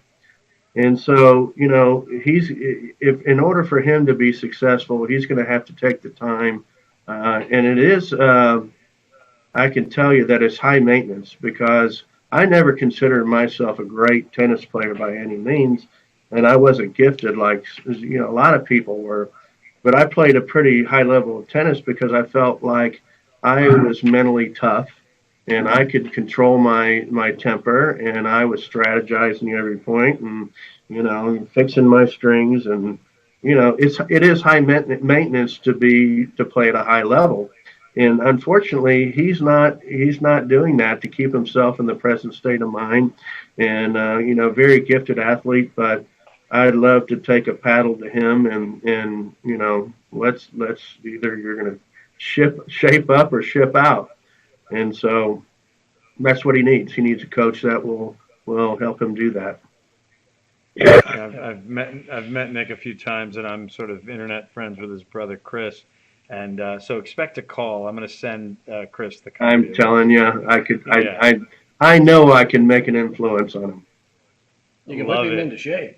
Timmy That's Dingles right. is going to get after That's Nick. right. Nick, what do you think about That's that? right. Learn how to have a good Yeah. time. But when you're on the court, this is a business, and you can still have fun. Yeah, out on the court, you're still going to have a great time playing the great game. But if you're going to play at this level, there's certain things you need to do in order to prepare yourself every point, like some of the greats do, to be a great. And so he's got that potential, but he's not taking the steps necessary to get to that point. About that. Bro, trust me, bro. I'm always going to have a good time on the court. All right? Next question. You call yourself a journalist, right? Piss You off. call yourself a journalist, Craig. Piss off. Bro, piss off. Next question, man. All right, Tim. Well, I'm going to ask you one extra question, one additional question because you live here in Dallas. All right? Yes. We'll go through the second page. All right. Let's see. Lee Harvey Oswald. Oh, Right. yes. Lone gunman or conspiracy theorist? Lee, you know what? I've obviously studied a lot on that, and so you've got a lot of different theories on that one. I think he was, I don't think it was a conspiracy. I think he was the guy. Yeah. Interesting. Okay. I was just down there Monday. I was down there. My brother-in-law had never been down there, and so I go, "You never been to the Sixth Floor Museum?" He hadn't been to Dallas that many times, so we just drove down there. Unfortunately, the Sixth Floor Museum wasn't open, Right. but you can go down there. Right. A lot of people milling around. Yeah, walk around. It's, Oh, yeah. it's always packed. Even on a rainy day, it's pretty That's busy. what I. So- Yeah, I had plans to go the other day, but we went to the State Fair of Texas instead and had a few corny dogs. But I'll make my way to that Sixth Floor Museum here pretty soon. Have you been down there before? Have you ever been? I never have. It's on my list No with everything. kidding. Really? It's kind of crazy. You think you live here in Dallas? Why haven't you done all these things? And it's on my list. No, that's such a great. I mean, it's not a great. It's an interesting place to visit. Mhm. It's not great what happened there, but it's just Right. you get a better perspective when you start looking around. You see the X's. There's 3 X's on Commerce there, and you look back up there at the 6th floor. Uh-huh. I'm a conspiracy theorist. Are I'm you? with you, Are bud. you? I am. Oh yeah. Well, There's no way. Did you formulate that opinion once you got to see to the museum, or you always have that theory? Yes, because I've been up there. I've seen that window. I've looked at the shot, and I'm sitting there going, "Wow!" He's got a bolt action. He's going to go 3 times with the bolt and do that in about 3 seconds. And I'm like, I know he's a good shooter. I mean, Lee Harvey, Oswald was a really sharp. He had his merit badge or something. That's Boy Scouts. He was in the Army and he had that certification, whatever it was, that he was a sharp shooter. So I know he's really good. But I just, there's all the other stuff that goes around. Jack Ruby, that concerned citizen, Right. that like he was so concerned that he ended up shooting Oswald in front of the Dallas police. I'm like, okay, I've watched a lot of stuff, and I'm sure you have too. Yeah. Let's go down there. We're going to take Timmy Dingles down there, and I want to walk around with him. Let's I go. love it. Yes, we're going to go down there, and then we're going to go ride the boat out. There you go. How We about could that? put it all in one day. What a great day and Oh, what a great man. night it's been. Oh, my I'm gosh. so happy the three of us got together. Right. I'm surrounded by conviviality, and I could not be happier with both these guys. That was our 12 convivials right there. I think we hit Is 12 convivials. Is that about normal, or is he? Yeah. Well, we had somebody in the crowd, Rick Eckloff, who we call Tickers with Rickers. He gives us our update with, the ticket tickers. We said that if you want to get on Rick's little text thread, he gives you a daily update with, Aggie tennis players, one-handed backhand players, people who live in Texas maybe. Number one is Sasha Bublik. And Sasha Bublik. Yeah. That's right. He's a boobs fan. Every time Big fan of the Bublik enters a tournament, he says he's going to win. Nice, nice, nice. So we call it tickers with Rickers. Yeah, it's like the sports ticker. It's a sports ticker, and he gives us twice a day, basically. So if you want to get on there, let us know, because tickers with Rickers will be happy to add you to the text thread. Perfect. So we'll get the great Tim Barnard on there also. Appreciate it. He can be on there. Well, we've had a great time with you, Tim. Thank you very much for your time. We appreciate all you've done for the Dallas tennis community. You've been a stellar participant here for so many years that you've influenced the junior world, the adult world, the professional world, like AJ and I. Yeah. I mean, you touched a lot of different people, and we really appreciate all you've done for this I community. appreciate that, and I'm grateful for every day I've been able to do it, and I feel to be a lucky man to be able to do what I've done, and hopefully, God willing, I'll be able to continue to do that. And so I appreciate you guys. I appreciate your broadcast. I appreciate everything that you do, and I love it. So kind, buddy. Thank you. God bless you. Thank you. It was really fun tonight. You too. I had a great time. And we're going to go down to the 6th floor. We're going to go do that. Definitely. I want to just see what you think. I'd love it. Yeah. We find that fascinating. So we're going to set a date up sometime soon to take the great Tim Barnard from Fretz Tennis, circling back from Fretz. We're going to circle Circle down, of life. circle back. There you go. Right. All right. So, well, have a great night, Tim. And Buddy, good night. We'll be talking. You too. Thank you Talk so soon. much, guys. Thanks, Thank Timbo. you. Thank Take you. care. That was a lot of fun, wasn't it? Sweet man. Oh my gosh. Wonderful man, and I knew it'd be a good, really good fun segment. guest. Yeah. Great. So, normally we would have Jimmy Campbell. That's right. I'll see if we can listen to it. Let's see if we can get We love this song. Oh yeah, there we go. Now we can hear this. I don't think Tim. Can you hear this? I can't hear it. No. Yeah, we didn't think so. Dave the Brain will Yeah. pipe it in on the YouTube and on the podcast. Yeah. So usually I say thanks for listening to season 1, episode 131 of At the Net Podcast. Join us next week as we'll be talking with Austin area tennis pro, pickleball pro that we tried to get on a couple of weeks ago. We had some technical difficulties, but we're working through this. And so it's Damian Spizzo, right? The Aussie. The Aussie from down under. That's right. Right. Also join us Thursday evening. This is Thursday evening, a special, not Wednesday evening, but Thursday evening. We're going to be talking with Laura Packard. Who's Laura Packard, AJ? Laura is about to be on Real Sports with Bryant Gumbel, interviewed by the great Mary Carrillo. Yep. She is in the center, I would say, of a lot of controversy between pickleball and tennis community advocates in the great state of Arizona. Yep. So we're going to, number one, just figure out what's going on. Number two, what's it like being on HBO Sports? Oh, my goodness. Right? Yeah, that's a big kinda deal. Cool. Yeah. And number three, just ways, solutions. Like Tim was saying, strategizing or problem solving, solutions to a happy problem where Right. people want to play more racket sports. We need to be convivial. It's a good thing. We need to be convivial on Yeah. between pickleball and tennis. There's out there in the Phoenix area. There's some problems right now, and unfortunately, Laura's right in the middle of it, like you said. So she's on Real Sports, and so she's going to be on at the Net tennis. So shorts. hit us on Instagram Live on Thursday night at Yes. 8 Central, 9 Eastern. Normally it's on Wednesday night. I have an event out here at the club, so we had to move it to Thursday night. But we'll be doing the same thing basically, right? So we had a great time tonight with Tim, and we will see you Thursday and Sunday of next week, everybody. And lastly, be sure to like and follow us on Facebook, YouTube, Instagram, and our other social media outlets. Plus, tell a friend or friends, as we like your peeps, and hopefully they'll like us to be a nethead, right? That's right. Be a nethead, and we'll talk to you soon.